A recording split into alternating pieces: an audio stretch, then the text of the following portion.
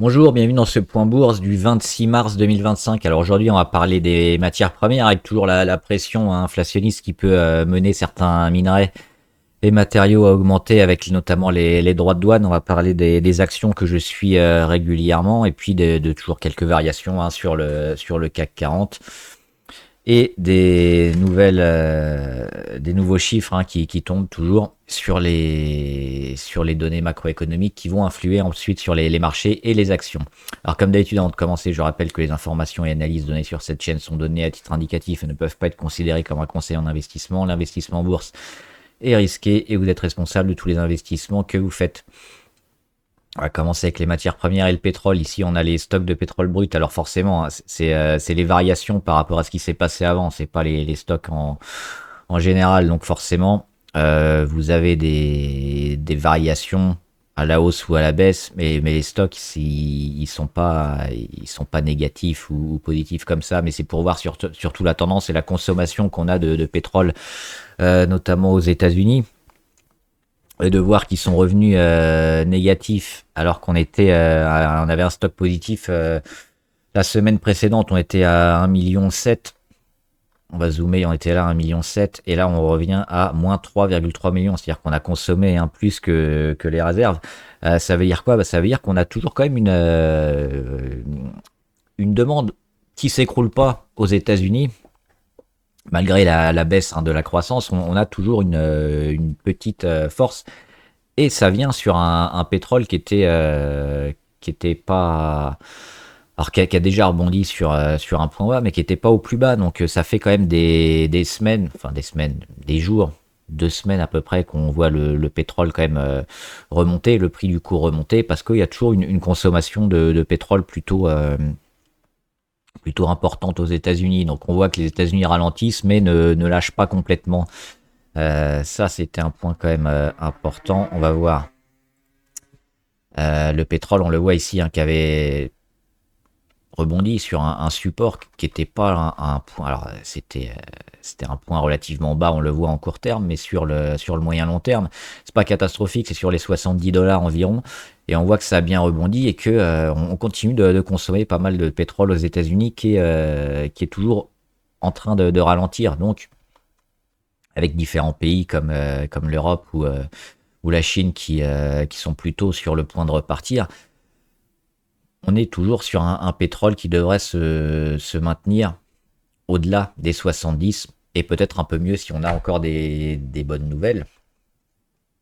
Mais on voit que le pétrole a un indicateur intéressant. On a un autre indicateur intéressant, c'est le cuivre, qui est utilisé pour beaucoup de pans de l'industrie, notamment pour aussi la réélectrification.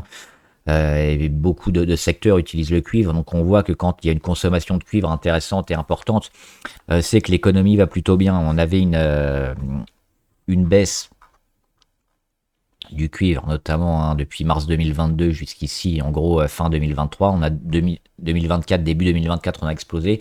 On a fait le breakout, on fait le pullback et puis on tente de repartir. Et là, on revient sur les niveaux des plus hauts de mai 2024 et également ici sur les plus hauts de février 2022. Et pour revenir encore plus haut, il faut avoir les plus hauts historiques ici de 2011. Donc on voit qu'il y a une grosse pression sur le cuivre, que la demande est en train de repartir. Et pourquoi ça pourrait aussi être amplifié et continuer, notamment parce que toujours les droits de douane, on en parle tous les jours, mais c'est quelque chose qui vraiment impacte les marchés énormément. Déjà sur les investisseurs, ils hésitent souvent un peu à rentrer, à prendre des grosses positions parce qu'il y a cette incertitude sur les droits de douane. On rappelle, c'est le 2 avril qu'on devrait avoir la confirmation sur beaucoup de taxation au niveau des Américains. Alors des fois, ils pourraient le dire avant ou après, mais normalement, ça devrait être le 2 avril.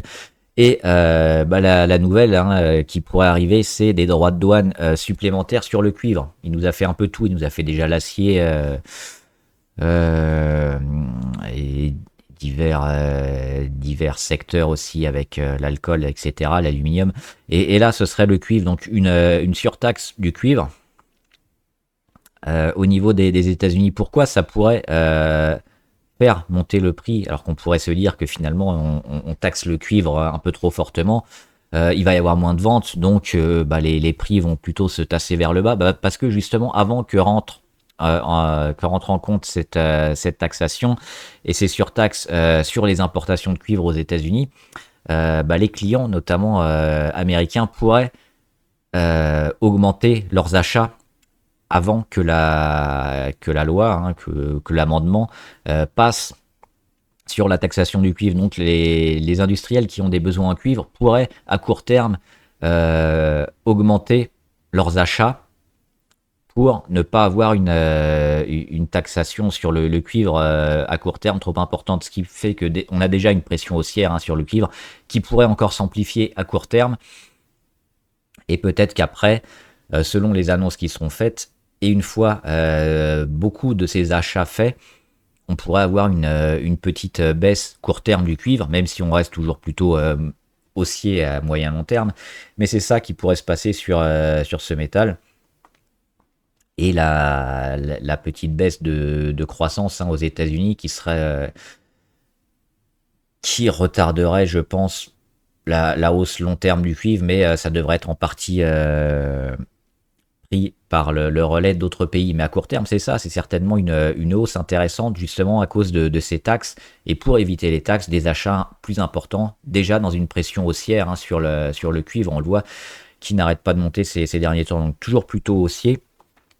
Et là aussi, on devrait avoir pas mal de volatilité ces prochains jours sur le cuivre, avec peut-être des incertitudes sur le fait que ça va baisser ou pas, qu'on va en manquer, qu'on essaye de récupérer pas mal de cuivre avant les taxes. Donc, un moment assez clé sur ce métal-là. On va pas regarder les autres. Et on va passer directement au CAC 40. Alors les États-Unis plutôt rouges aujourd'hui, toujours avec ces incertitudes notamment sur les droits de douane. Donc c'est pour ça la bourse et les gros investisseurs, ils ont besoin toujours de visibilité. C'est le mot clé. Si on ne sait pas de quoi demain sera fait, si on n'est pas capable de calculer ce qu'on va gagner, de faire les ratios, on rentre pas en bourse. Donc là, comme il y a de l'incertitude, comme il y a pas mal encore de négociations sur les droits de douane, ça nous fait des marchés un peu hésitants, et déjà avec un marché numéro 1, les États-Unis, qui sont un peu en baisse en termes de croissance, ça ne rassure pas. Donc on est un peu en attente de la semaine prochaine. L'Europe, forcément, est aussi impactée. On va regarder le CAC qui perd 1%, mais qui continue de rien faire depuis février, quasiment fin janvier, début février. On est toujours en consolidation, mais en consolidation à plat, donc plutôt fort. On a été porté notamment par l'armement, et on va revoir une valeur notamment sur l'armement aujourd'hui. Les catalyseurs, ce sera certainement la suite des droits de douane la semaine prochaine, et peut-être le retour des grosses pondérations du CAC, à savoir le luxe et l'énergie. Le luxe, pour l'instant, c'est toujours en baisse, c'est toujours moyen, mais dès qu'on aura des signaux de reprise, ça va booster le luxe, et on voit qu'on est quand même sur des points hauts, avec un luxe qui continue de descendre. On a LVMH, Hermès, Kering, c'est encore pire. Il pondère un peu moins, mais donc ça baisse, et finalement le CAC tient bon, c'est-à-dire qu'on a une rotation sectorielle, et quand le luxe va repartir, le CAC risque de repartir très fort. Et on surveille, on surveille toujours les belles valeurs du luxe, notamment Hermès et LVMH, surtout Hermès, qui pourraient donner des signaux intéressants. Et le jour où ça se passe, probablement se placer sur ces valeurs-là. Et on verra le CAC performer. La deuxième pondération du CAC, c'est surtout l'énergie, avec Total et un peu Engie, mais surtout Total. Et Total qui fonctionne bien, on l'a vu sur le pétrole avec le petit rebond. Et puis aujourd'hui, on les verra aussi tout à l'heure dans l'analyse des actions, avec le détachement de dividendes, et une action qui a continué de progresser. Donc un Total qui va beaucoup mieux et qui a cassé des niveaux clés. On regarde les grosses variations, justement Total plus 3, malgré un dividende, détachement de dividende, et on continue de progresser. Alors on rappelle, quand il y a un dividende, l'action elle baisse mécaniquement du coupon du dividende qui est versé. Quand vous avez une action qui progresse comme ça, c'est-à-dire qu'il y a beaucoup de gens qui sont rentrés en plus, déjà pour combler l'écart du dividende, et pour continuer la progression, parce que si on enlève, Alors, l'écart est pas énorme, mais on voit qu'il y a quasiment pas de gap. Et si on le remet, on a un petit gap sur Total. Donc belle progression, notamment une confirmation de ce qu'elle a fait fin mars, avec l'échec sur la moyenne à 200, le retour, et cette fois on le casse. Et ce qui est intéressant, c'est ce qu'on a fait aujourd'hui. Les 60.4, 60.42, il y avait un gap qui datait du mois d'octobre 2024. Donc c'était il y a fort longtemps. Et il est comblé aujourd'hui. Donc on peut dire que Total, avec cette séance aujourd'hui, stop sa séquence baissière. On l'avait déjà un peu imaginé ici, hein, la séquence baissière stoppée, notamment sur le débordement des 54 aujourd'hui. Avec la cassure ici le 13 janvier. On a la confirmation aujourd'hui, hein, avec le fameux gap qui est comblé.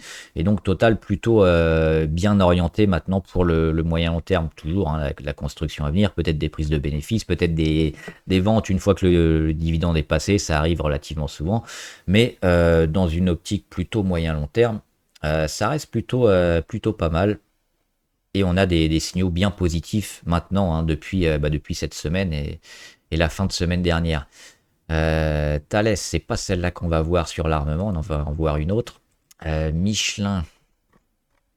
Ah, j'ai vu passer des news sur Michelin, on en reparlera si ça vous intéresse, mais moyen, hein, Michelin aujourd'hui, qui perd beaucoup, et un chandelier comme ça, c'est pas anodin, hein, quand on perd plus de 3-4%, ça commence à être important. Là, on perd 6% sur Michelin.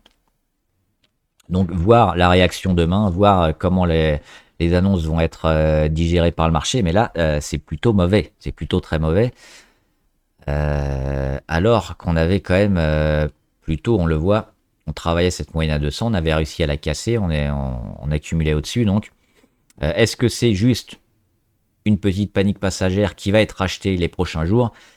Si ça n'a pas lieu dès demain, ce sera relativement moyen sur Michelin. Donc c'est quelque chose à surveiller.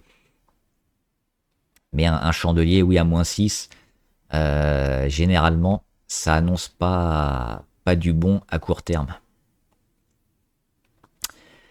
Et la valeur armement que je voulais voir, je vous en parlais notamment. Alors c'est un peu comme Air France, c'était sur des niveaux à acheter, notamment sur la fin de pullback. On a eu le breakout sur Eutelsat, alors valeur spéculative, hein, mais ça se tente évidemment. On a eu le breakout et on a eu le pullback, et on avait noté ici, hein, j'ai laissé les graphes comme la dernière fois avec l'ellipse orange. C'était quoi? Je ne sais plus à quelle date c'était, mais on l'avait dit, c'était la zone à acheter. C'est-à-dire que si on revient dans cette zone-là, autour de la moyenne à 200, c'est des zones à racheter pour jouer un rebond technique, et c'est exactement ce qu'elle a fait. Des zooms. Gros breakout, spéculation, certainement survalorisé à cette date-là. Ça ne veut pas dire qu'on ne va pas y revenir et qu'on ne va pas le dépasser. Mais en termes de temps, on n'a pas encore assez de données pour voir des contrats énormes et une pérennisation de ce qui va se passer sur Eutelsat. Alors on est en train d'abandonner un peu les contrats qu'on avait avec les Américains pour se recentrer un peu sur l'Europe notamment. Et Eutelsat devrait en profiter. Maintenant, on est parti de loin, hein. On est parti de 1 euro pour exploser à quasiment 10 euros. On a fait x10. Donc c'était peut-être un peu trop, mais éventuellement, hein, si on a une entreprise comme ça qui récupère plein de contrats, ça peut être valorisé sur ces niveaux-là. Par contre, oui, à court terme, c'était un peu exagéré peut-être. C'est pour ça qu'on attend le pullback et de jouer la deuxième vague. Et le pullback, il est arrivé là. Et comme d'habitude, hein, souvent, la moyenne à 200, c'est les petits pointillés roses. On y revient et on a réagi, boum, très fort aujourd'hui. Vous pouvez l'anticiper dès hier, on a eu la réaction aujourd'hui. Je pense que ça peut être intéressant toujours. Moi, je me suis placé sur une petite ligne. Alors, pas directement, hein, je suis rentré en plusieurs fois, mais un peu plus tard dans la matinée sur Eutelsat. Mais ça peut être intéressant parce qu'on voit la force. C'est pas un rebond anodin, on fait 49% sur Eutelsat. Et on peut jouer éventuellement la continuation de, en quelque sorte, une spéculation, mais la spéculation, on l'a plutôt eu ici. Là, ce qu'on va mettre en place, c'est plutôt une tendance. Et quand on voit des deuxièmes vagues comme ça relativement fortes, moi je trouve ça plutôt intéressant parce qu'on a des volumes super intéressants, super énormes, super gros, super énormes, hein, ça se dit pas, des très gros volumes. Alors qu'on a déjà eu ce pic de volume au début, hein, 3, 4, 5 mars, on le retrouve ici. C'est le deuxième plus important, hein, derrière le 5 mars. Généralement, les deuxièmes vagues, c'est pas forcément les plus importantes. Donc là, qu'on fasse un gros boom comme ça, presque 50%, qu'on ait des gros volumes, ça peut être intéressant pour justement aller chercher une tendance. Pas forcément moyen terme, on verra, mais essayer de jouer la continuation de la hausse. Et une deuxième spéculation qui est intéressante sur Eutelsat.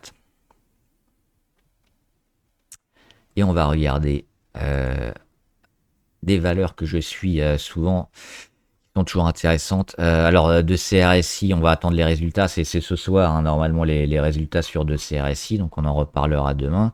Les américaines, moyen, forcément. Mais on avait initié quand même un petit rebond sur beaucoup de valeurs US.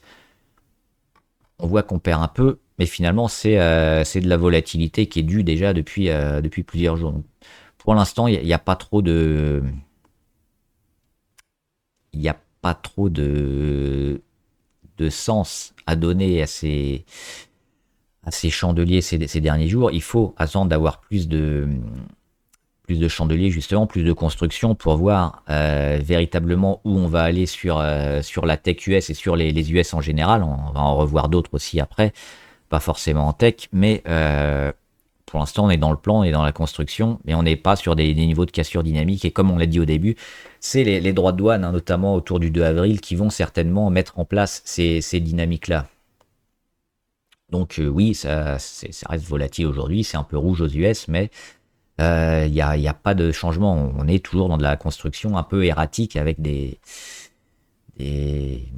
effets un peu de sismographe, je sais plus comment on appelle ça, là, quand on mesure un peu les tremblements de terre où on a les aiguilles qui bougent très vite, c'est un peu ça, mais finalement il n'y a pas véritablement de tendance dernièrement. AMG est plutôt intéressant, hein, AMG Critical Matters, pour jouer aussi la construction, le retour, hein, de la construction et du lithium également sur AMG. On le voit, hein, quand on dézoome. Gros pic de volume, une tendance baissière, un support racheté, une cassure d'oblique, une cassure de moyenne, des gros volumes, il y a du rachat. C'est une valeur à acheter forcément. Là, on le voit clairement, hein, le retournement des moyennes les plus longues, la cassure d'oblique court terme, les grosses rentrées sur volume. Donc là, techniquement, c'est très propre. On voit un retournement peut-être moyen-long terme qui est en train de se préciser sur AMG. Donc une valeur très intéressante à avoir. ARM, c'est ce qu'on disait, hein, beaucoup de volatilité. Ça reste une valeur intéressante pour moi, que je renforcerai probablement ici. Si on arrive à casser là les 125-130, il y aura certainement un renforcement pour moi, parce que c'est une valeur qui a de l'avenir et qui devrait performer. Alors pour l'instant, elle est en dégradation, mais on essaye de se rattraper quand même sur les 123. Hein. On les a cassés, mais on y revient. On le dépasse un peu, on le joue souvent. Donc, pareil, grosse baisse aujourd'hui, mais demain, ça peut faire du vert. Et puis, ce qui nous intéresse, c'est ce qui va se passer ici. Et si on est capable de redémarrer sur ARM. Dada Nexus toujours dessus, on attend toujours éventuellement, hein, la deuxième vague après le gap qu'on a connu ici le 24 janvier, mais depuis, hein, on a une tendance plutôt d'accumulation au-dessus du plus bas, parce que le gap du 27 janvier, on est descendu sur les 1,75 et on n'est jamais revenu sur ces niveaux-là. Après, ça a toujours été au-dessus, donc on voit plutôt même un petit canal haussier. On a éventuellement cet objectif, hein, sur les 2,30 pour vendre Dada Nexus. La Chine qui va toujours plutôt bien, donc intéressant à surveiller. Edenred, pour moi, ça s'achète aussi, hein, pour le moyen long terme, d'autant que là, on est dans le bas de la figure. On a fait les étapes aussi de retournement, on a la cassure, l'échec sur la moyenne à 200. On va certainement faire quoi la prochaine fois? Être un peu au-dessus avant de retomber et puis d'avoir un retournement long terme. Donc oui, acheter ici, c'est plutôt bien. Qu'est-ce qui peut faire monter le cours d'Edenred, je crois que c'est cet été ou un peu avant cet été, fin printemps. On en devrait avoir des clarifications sur tout le secteur, hein, des aides aux salariés et des tickets restaurants. Au niveau législatif, surtout en France. En Italie, je sais pas trop, mais en France, ce sera à cette période-là, donc ça devrait aider, euh, à moins que ça tue le titre, mais j'ai pas l'impression que ce soit ce qui va se passer. Donc plutôt se placer maintenant pour jouer les futures bonnes nouvelles qui devraient arriver, notamment, hein, avant l'été, pour des clarifications législatives sur ce secteur-là. Esso, ils n'ont pas comblé le gap, c'est pas mal ce que fait Esso, là aussi c'est spéculatif, mais on voit pas mal de valeurs pétrole qui fonctionnent bien, donc oui, on a fait un gros gap, il y a le dividende de 50 euros qui va arriver, qui va certainement aussi amener pas mal de monde. On est surtout au-dessus des niveaux clés, hein, moyenne à 200 par rapport à d'autres valeurs qui ont un peu plus de mal. Alors même si Total est revenu, on l'a vu, il y a pas mal d'autres valeurs qui ont du mal. On a parlé de la spéculation aussi avec Exxon qui pourrait racheter Esso. Donc oui, c'est toujours intéressant, je pense, à court terme, de jouer peut-être une petite ligne spéculative sur Esso. FDJ, alors un an à 30 faire le rebond technique. Pour l'instant, c'est relativement mou, faut encore plus de temps. On risque de travailler entre les 27 et les 30. C'est cette zone-là qu'il faudra regarder et par où on sort, hein. Moi, je suis toujours sur la FDJ. Pour moi, c'est sous-valorisé. On verra, hein. Pour l'instant, le marché me donne tort. Mais si on revient au-dessus des 30, ça vaudra le coup peut-être de renforcer et de jouer le moyen terme sur la Française des Jeux. Alors Ferrari, attention, hein, on surveillait ici. A priori, c'était plutôt une belle zone d'achat, mais on voit qu'on a cassé la moyenne à 200 et on n'a jamais réussi à repasser au-dessus. Et puis derrière, on est en train de lâcher. Alors ça fait une grosse chute sur Ferrari. On a déjà eu la première vague. On est en train de jouer la deuxième qui pourrait peut-être nous amener ici. La zone de gap qui a toujours pas été comblée depuis le 22 février 2024. Donc plus d'un an. C'est pas impossible qu'on y aille parce que maintenant on est plus loin, hein. On est sur les 384. La zone elle est à 366. Donc le moyen long terme reste toujours favorable sur Ferrari. Et l'équipe qui s'est magnifiquement fait disqualifier, hein, ces deux équipes pour 1 kilo, si vous suivez les Grands Prix, hein, très très fort. Mais bon, pour les ventes de véhicules de tourisme, ça devrait quand même rapporter pas mal d'argent. Mais là, on a eu des ventes, notamment de la famille Agnelli, hein, ce qui nous a amené ici. Et en dessous des 407, ça me semble un peu plutôt une opportunité d'achat intéressante. Alors pareil, à court terme, on va attendre que ça se finisse la baisse.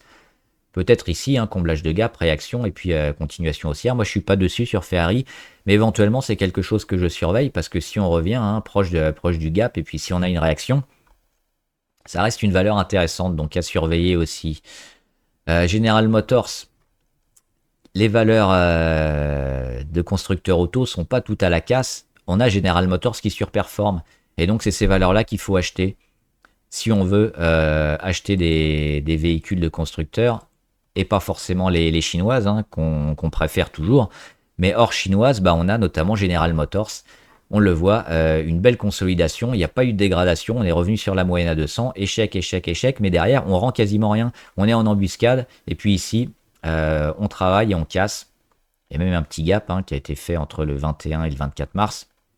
La zone de gap sur les 54, elle devrait bientôt être comblée. Donc là aussi, confirmation, hein, de la force de General Motors. Plutôt une valeur à acheter aussi pour jouer le secteur auto. Une des rares. Volkswagen revenait bien aussi, mais une des rares, je pense, non chinoises à jouer, qui me semble plutôt intéressante maintenant. GTT toujours favorable, hein, ça s'achète. La zone de gap, on n'est pas allé la combler. On va peut-être faire une petite congestion là, mais on est toujours au-dessus des 143. Pour moi, ça s'achète. Et on joue le moyen long terme sur GTT, c'est une belle valeur. On verra si on comble le gap ou pas, mais de toute façon, c'est pas très important, je pense. Euh, sur GTT, Hoffman, c'est une valeur plutôt moyen long terme, hein. On a eu une belle réaction sur les 4. On a du mal à performer, mais on a toujours des chiffres plutôt intéressants, hein, là, même si la trésorerie est un peu basse. On a des contrats qui se développent, un chiffre d'affaires en développement. On a plutôt des belles perspectives sur la construction et les ciments bas carbone, parce que Hoffman, ils font des ciments bas carbone, donc zéro émission. On va avoir besoin notamment de leur technologie et de leurs royalties, hein, parce qu'ils vont vendre un peu leurs recettes à droite à gauche. Ils ont pas mal de contrats aussi avec les pays du Golfe. On n'attend plus que le décollement, mais bon, on a des volumes, on est sur des points bas. Pour moi, il faut rester. Imeris, on a eu des bonnes nouvelles, on a eu des rachats ici, hein, proches des supports sur les 26-27. On a eu des bonnes nouvelles sur les résultats, on a eu des nouvelles éventuellement de rumeurs d'OPA, c'était groupe Bruxelles-Lambert, je crois. On a eu également des bonnes nouvelles sur des procès aux États-Unis qui se règlent notamment sur le talc. Donc, alors, je crois qu'il y avait encore peut-être un autre procès en cours, mais dans l'ensemble, c'est plutôt bien passé. Et on voit des bonnes nouvelles énormément achetées avec des gros volumes. Là aussi, un gap qui a toujours pas été comblé, des travails sur moyenne à 200. Derrière, on continue de flamber. Ça doit continuer de progresser, hein. La dynamique, elle a été mise, elle est en place. Et on doit aller taper peut-être ces 37-38, hein, c'est l'objectif, je pense, pour Imeris. Moi, je suis toujours dessus. Et c'est une zone que je vais viser, hein, courant d'année 2025. L'Oréal qui déçoit un peu, mais on est toujours dans le luxe. On a parlé de LVMH Hermès. L'Oréal fait un peu partie du luxe aussi. Avec la baisse de la demande aux États-Unis, où ils ont pas mal de débouchés aussi, forcément, c'est remis à plus tard. Mais on est sur des niveaux assez bas sur L'Oréal. Et puis elle aussi, elle est en phase de retournement. Elle est venue frôler sa moyenne à 200. Échec. La prochaine fois, qu'est-ce qu'on va faire? On va la dépasser. Donc dans quelques semaines, on retravaillera certainement les 370. Il y a un retournement qui est en train de se faire, probablement aussi sur L'Oréal. Et les points bas ont été, je pense, atteints. Donc plutôt une valeur aussi intéressante à acheter selon moi. Parce qu'actuellement, elle est pas trop chère. Et quand ça va repartir assez fort. Meta Platform, alors une belle valeur parmi les Batman à acheter. On attend une petite progression. Alors, on l'a eu éventuellement, on a eu un signal intéressant lundi. Mais on voit qu'on est toujours sous l'oblique baissière. Alors, on est en train de travailler la moyenne à 20. C'est peut-être les 637, hein, qui sont intéressants à casser sur Meta Platform. Donc, quelques jours encore de progression et on pourra se dire que Meta Platform sera à l'achat. Pour l'instant, c'est pas le cas. On est en embuscade, on n'est pas loin, mais c'est une valeur intéressante qui est super bien placée, notamment aussi sur l'IA, hein, sur la publicité, sur beaucoup de secteurs. Les derniers chiffres étaient super bons. C'est une valeur à acheter. On va attendre quelques jours pour avoir la confirmation, mais on a déjà eu ce beau rebond là sur moyenne à 200. Alors on pourra avoir un deuxième, hein. C'est-à-dire ça, hein, une petite baisse, et puis la cassure qui se fasse ici. Donc c'est pour ça qu'on attend. Mais si on revient ici sur les 637 environ, ça devrait s'acheter sur Facebook. Micron Technologies, je suis toujours dessus. On a pas mal d'échecs sur la moyenne à 200. On le voit ici dans les carrés bleus.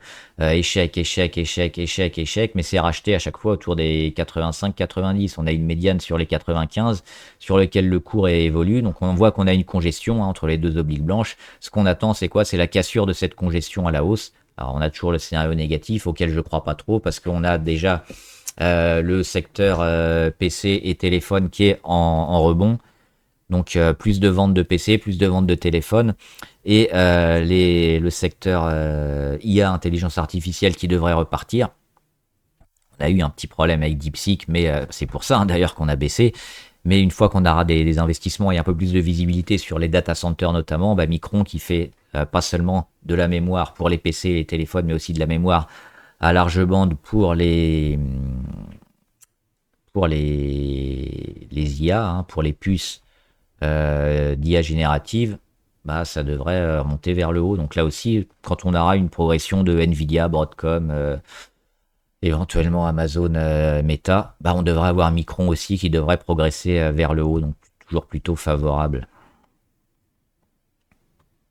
Ruby, toujours favorable aussi. On est venu faire un échec ici sur les 27-30, mais on a comblé le gap.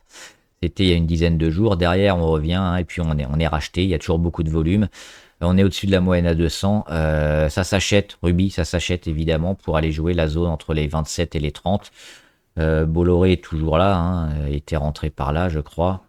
Donc il commence à peine à retrouver un cours s'il n'a pas acheté depuis au niveau de ses premiers achats au mois de mars 2024. Donc Ruby et le gaz, hein, le gaz qui a toujours pas mal d'avenir en termes d'émissions de CO2 et de pollution, c'est plutôt bas, c'est plutôt des énergies recherchées. Donc oui, acheter Ruby. Seb aussi, ça s'achète, hein, on est sur des points rachetés en permanence depuis décembre 2022. Les 80, 80, 85 en gros. Racheter, racheter, racheter, racheter, racheter, racheter. Donc c'est racheté tout le temps. La moyenne à 200, bah, c'est le niveau à casser pour se mettre dans une optique long terme favorable. Et on le voit qu'on ne l'est pas hein, depuis le plan de relance chinois sur lequel on a rebondi. Mais on n'a pas validé encore le long terme. Et puis petit à petit, hein, ça baisse. Mais là, on le reteste encore une fois. Et bah, ça va finir par casser. Ça va finir par casser quand quand la Chine confirmera hein, qu'elle en a fini. Pour moi, on a déjà donné les signes de points bas sur la Chine. C'est pour ça que ces points bas aussi sur SEB doivent s'acheter pour jouer le retournement, parce que c'est un secteur énorme. Hein. La Chine pour SEB, notamment Schlumberger, c'est le pétrole aux États-Unis. On revient au-dessus de la moyenne à 200. Alors, c'est un peu tôt encore pour rentrer. Les résultats ici qui avaient été achetés puis le lendemain vendus. Finalement, on revient sur ces niveaux-là quasiment, hein, les 43 et sur les 42. On surveille surtout cette oblique-là hein, pour rentrer sur Schlumberger, mais ça devient intéressant. Regardez la moyenne à 200, elle est plate, donc on pourrait partir très prochainement. Ce qu'il faut, c'est quoi? C'est ça. C'est un travail comme ça, et boum. Et donc on achète quoi? On achète ça. La cassure, éventuellement de l'oblique. Alors c'est pas au centimètre près, mais c'est l'idée. Schneider qui baisse toujours parce que les technologiques, parce que l'incertitude sur beaucoup de secteurs américains, mais on l'a dit, hein, Schneider c'est pas que les data centers, c'est aussi autre chose. Et pour l'instant, on est au point mort.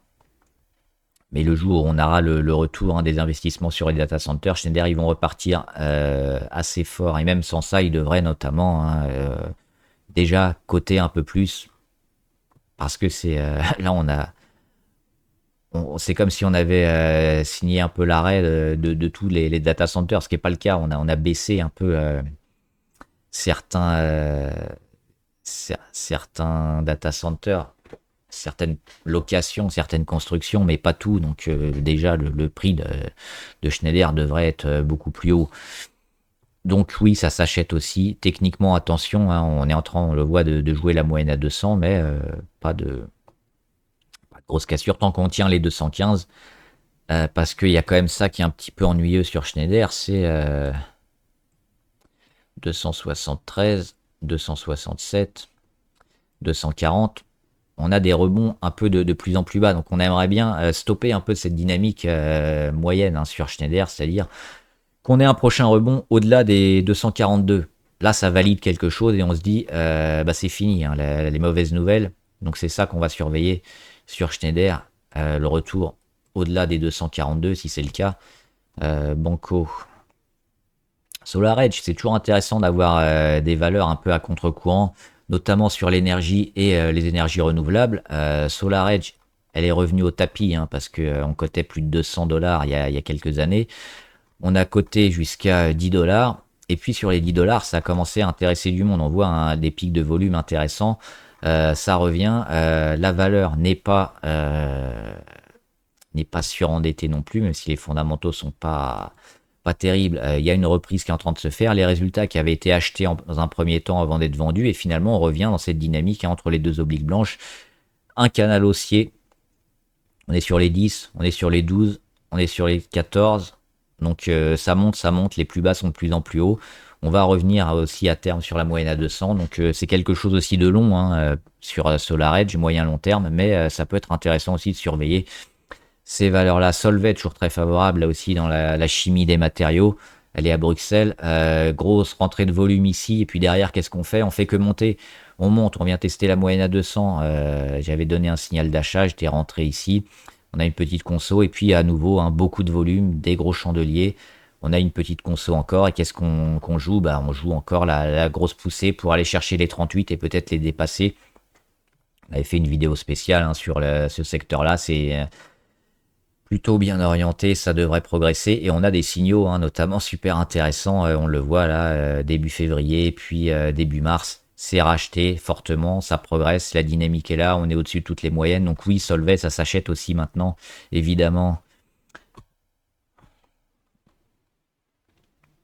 Tesla qui baisse un peu, mais alors très volatile, Tesla. Cassure de moyenne à 200. Derrière, rachat sur support. Accumulation ici, on l'avait dit dans l'ellipse, c'était éventuellement la chose à jouer parce qu'on avait comblé le gap à 218. Derrière, on revient tester la moyenne à 200, forcément en échec. Mais ce qui va nous intéresser, c'est quoi? C'est le rendu. Qu'est-ce qu'on perd sur cet échec de moyenne à 200? Plus le rendu est faible, plus on va avoir de chances d'inverser la tendance. C'est-à-dire que si on met du temps et qu'on revient ici sur les 218, bon, ça risque de mettre un peu de temps, c'est pas très bien sur Tesla. Par contre, si on ne revient pas sur les 218 et si on fait éventuellement que la moitié, autour des 240, 250, et qu'on commence à réattaquer, bah là ça va être pas mal parce qu'on va réattaquer beaucoup plus tôt, on va réattaquer de beaucoup moins loin. On a toujours une tendance long terme qui n'est pas dégradée, parce qu'on n'a pas eu le temps de la dégrader, on est monté très haut, mais on est redescendu aussi très vite. Et finalement, la tendance, bah, on achète un Tesla qui était quasiment au niveau d'avant d'élection Trump. Donc oui, avec aussi la visibilité sur les robots taxis et puis les robots en général. Donc oui, c'est pas cher. On joue le futur, on joue pas le présent parce que les voitures Tesla actuellement, les batteries sont pas au mieux, mais c'est ça qu'il faut regarder. Le rendu, la force du rendu, et puis éventuellement la troisième tentative qui pourrait se concrétiser par une cassure de moyenne à 200, de cassure d'oblique sur les plus hauts, et de relance de Tesla avec peut-être les robots taxis et les belles annonces, et éventuellement un retour de l'électrique, pourquoi pas, même si actuellement c'est plutôt négatif sur Tesla. Donc aujourd'hui on achète Tesla pas trop cher.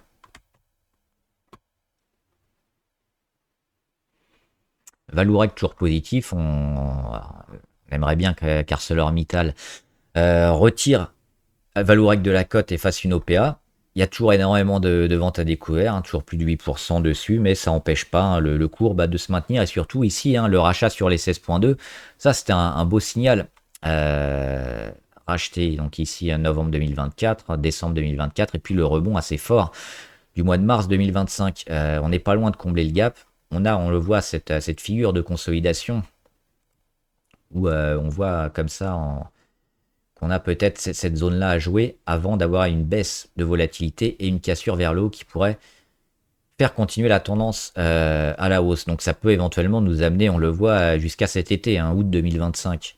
Ça pourrait se décanter avant, mais c'est peut-être ce genre de scénario qu'on va avoir sur Valourec.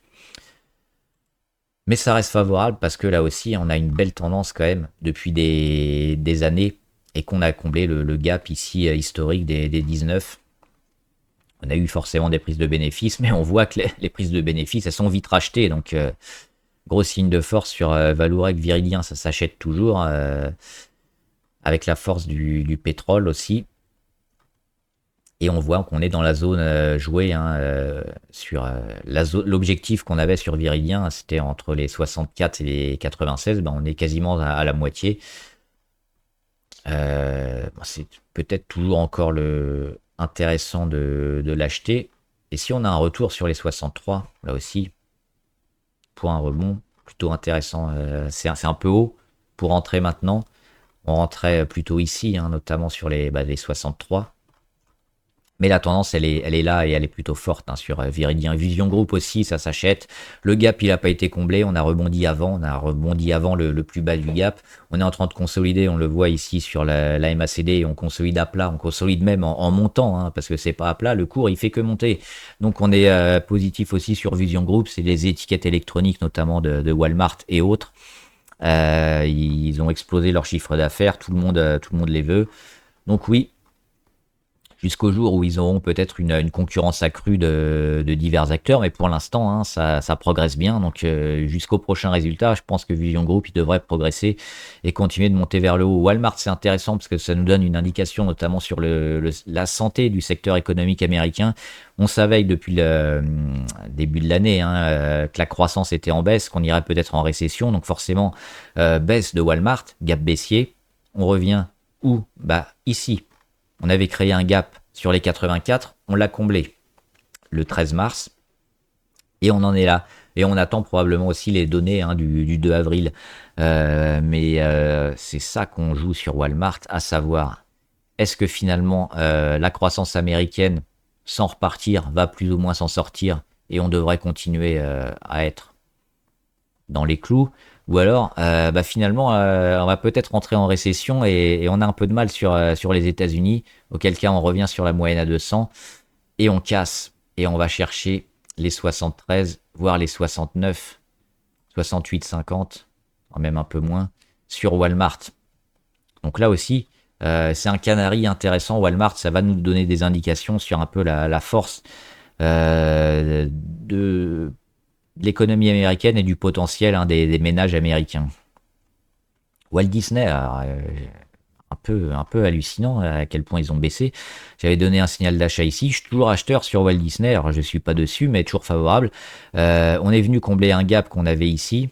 Un deuxième ici, hein, le premier sur les 102, le deuxième sur les 96. C'est comblé. Moyenne à 200, cassé, retesté.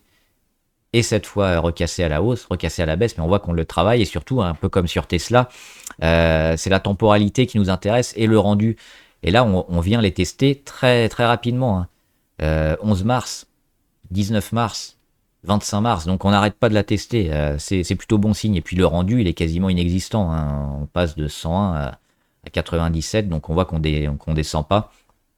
Donc il n'y a plus de gap ici sur les 102. C'est cette zone-là, en orange, l'ellipse orange, je pense, où on va avoir l'accumulation, la construction, et puis peut-être le redémarrage pour aller plus haut. Les chiffres étaient très bons sur Walt Disney, donc moi je suis toujours plutôt favorable. Les fondamentaux sont bons, hein, la valorisation est pas énorme, donc plutôt acheteur sur Walt Disney. D'autant qu'il, oui, ici, on était sur les 112, là on le retrouve sur les 100, donc on a perdu plus de 10%. Mais ça me semble toujours intéressant. Et puis éventuellement, on est un peu bas là. Par rapport à ce qu'on on était proche des zéros, hein, juste avant les résultats. Hein. Les résultats, c'était ici le 5 février. Là, on est en territoire négatif, donc plutôt une bonne fenêtre aussi pour rentrer sur Walt Disney. Et enfin, Xiaomi. Xiaomi, ils font pas que des téléphones portables, ils font aussi des véhicules électriques et hybrides. Donc Xiaomi, oui. Oui, oui, oui. Et malheureusement, moi j'attends, comme Brice, je vais peut-être attendre indéfiniment une vague qui va jamais arriver, mais j'aimerais bien les avoir sur les 4,76. On a cassé fortement, et j'aimerais bien un rebond, un retour ici sur les 4,76 et une continuation de la tendance assez forte sur Xiaomi. Donc c'est ça. Actuellement, on a peut-être le début, hein, on le voit au niveau de la MACD, ça y est, on est rentré en consolidation. Donc on va voir jusqu'où ça va nous mener. C'est cette conso, je pense qu'il faut attendre, qui risque de durer pas mal de temps, et des niveaux intéressants à acheter autour des 4,7. Et enfin, les valeurs abonnées, on avait, alors j'en ai rajouté quelques-unes, CD Projekt qui a annoncé un report de jeu, c'est The Witcher, hein, je crois que c'est le 4, pour 2027. C'est long. Donc forcément, la bourse n'a pas trop aimé. Ça risque, à court terme, de dégringoler un petit peu. Alors, vaut mieux sortir des jeux qui fonctionnent et qui marchent bien. Mais oui, à court terme, quand on a des reports comme ça, c'est pas toujours bien apprécié par la bourse. Porsche. Catastrophique, Porsche. La bourse. Alors, les premiers mois étaient bons. Moi, j'y avais fait une vidéo, hein, sur l'IPO de Porsche où j'étais pas trop favorable. Alors les premiers mois m'ont donné tort, mais après, catastrophique. Et j'avais donné mon avis là-dessus, et je suis pas surpris de voir Porsche comme ça descendre, parce que par rapport aux autres constructeurs, que ce soit Elle se situe un peu entre les deux, entre le luxe et puis entre le constructeur de masse. Et puis elle a pas un ciblage de niche bien défini. Elle a pas non plus des chiffres exceptionnels. C'est compliqué. Et puis en plus avec les problèmes sur le secteur auto général, c'est pas la valeur que j'achèterais. Et puis techniquement c'est catastrophique, hein. Support cassé, support cassé, support cassé. C'est toujours baissier. Faut pas rentrer. Faut allumer un cierge. Epiroc. Qu'est-ce que c'est? AB, donc c'est en Suède. C'est dans machinerie minière. Acteur des équipements miniers et l'excavation des roches et technologies de construction. Alors on voit que c'est plutôt neutre en moyen long terme, mais sur le court terme, on a des rachats plutôt intéressants sur support et qui deviennent de plus en plus hauts. 180, 180, 182, 186, 189, ça monte.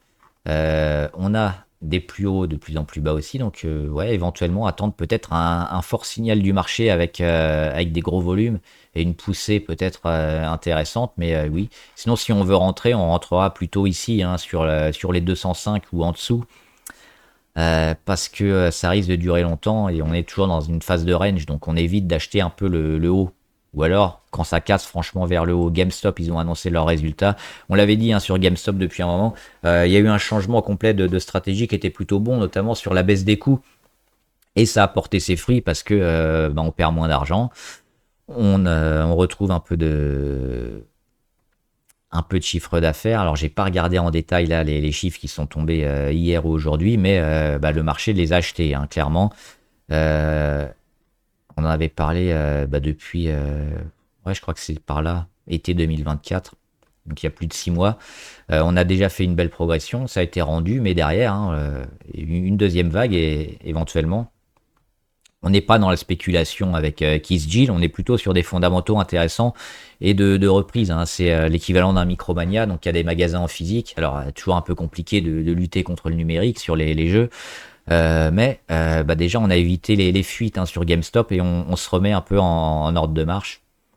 C'est plutôt intéressant, c'est plutôt à acheter. Le marché l'achète, gap haussier. Pour moi, on est dans quelque chose qui doit se confirmer un peu comme ça, hein. La tendance, elle est là. Donc, on achète pour viser fin d'année ou 2025 ou 2026 vers les 40. Et Schlumberger, c'est fait. Voilà, donc j'espère que la vidéo vous a aidé. C'est un peu long là ce soir. Si vous avez des questions comme d'habitude, n'hésitez pas, hein, mettez-les en commentaire. Des questions sur la bourse, le trading, les actions qui vous intéressent, les valeurs que vous voulez acheter. J'y répondrai. Bon trade, à plus.